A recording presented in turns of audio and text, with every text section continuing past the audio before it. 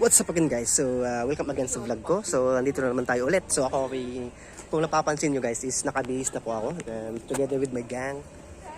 Ito po si Kevin with the Mapa family, Donsal family or Kaya family. Salamat po sa lahat. And Chris Laco family. Kay Chris sa Laco family shoutout. And congrats sa inyong dalawa guys. Congrats. So tour muna tayo. Yan. Ito lang po yung suit ko. Simple suit lang. Basta color may blue. Ayos na yun. So, salamat sa lahat ng mga blessings na-receive namin. Especially sa dalawang ikakasal. So, shoutout sa yung dalawa. Ito po yung ano nila. Parang garden putok siya dito. So, we're just only... nag-ano din pala sila dito. We're just on rounding. Taking any good pictures. Wow.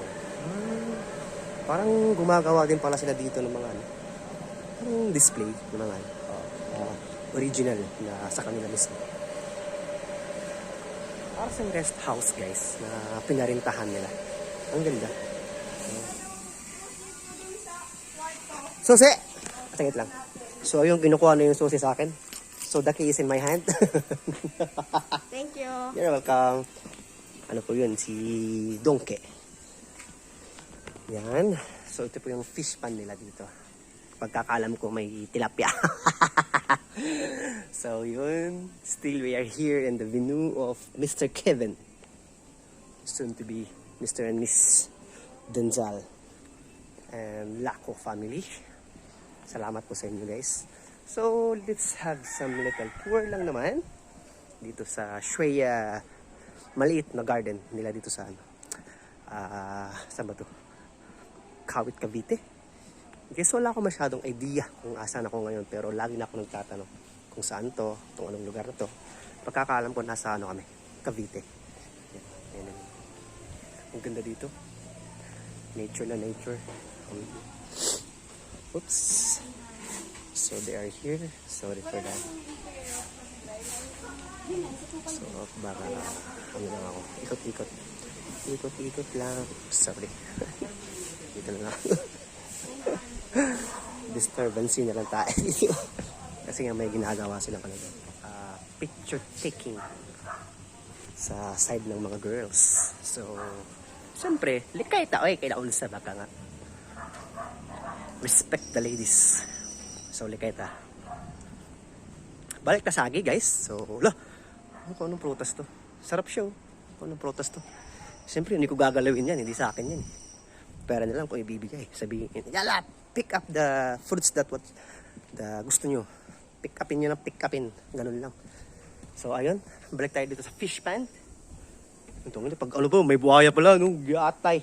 Tayo dyan. Pero parang ano siya, may isdata, hindi ko alam po. Andito si Lolong.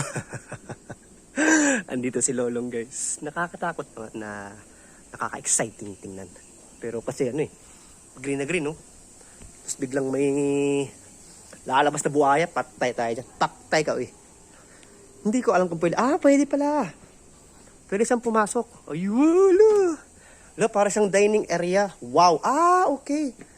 Video okay ano siya. Okay, sige guys, tingnan nyo. Oh, wow, it's a very nice view guys. Wallahi. Grabe, ang sulit ng bakasyon ko. Ang sulit. Thanks.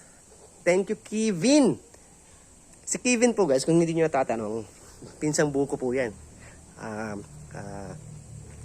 Kumbaga, para sabi Bisaya pa, sumpay sa tinae, alam ba? Kasi, ang mama niya, kapatid din ng mama ko. So talagang purely may dugong Donsal tsaka Mapa. Shoutout sa Mapa family. Shoutout sa inyo. Yan, si Kevin.